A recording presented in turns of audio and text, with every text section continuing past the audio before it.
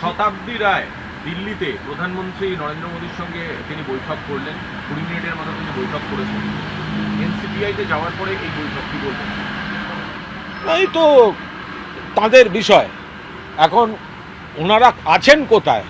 এনসিপিআই না তৃণমূল না বিজেপি?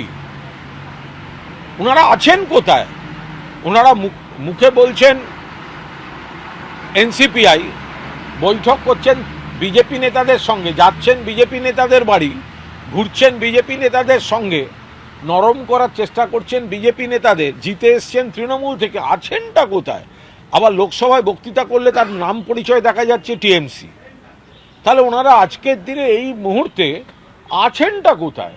সেটাই তো শতাব্দী রায়রা আজকের দিনের অবস্থানটা কোথায়? আপনি যদি বলেন এনসিপিআই, তাহলে টিভিতে যখন লোকসভা টিভি আপনাদের টিএমসি দেখাচ্ছে কেন? তার মানে আপনাদের স্বীকৃতি দেয়নি। আবার যদি এনসিপিআই হন, তাহলে আপনারা pro NDA, pro BJP, pro Narendra Modi.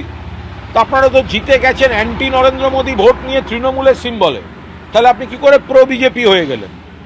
ফলে ওনারা একটা অত্যন্ত বিভ্রান্তিকর পরিস্থিতির মধ্যে আছেন, যার থেকে বেরোবার জন্য মরিয়া হয়ে চেষ্টা করছেন। একটা ছটফটানি আমরা দেখতে পাচ্ছি।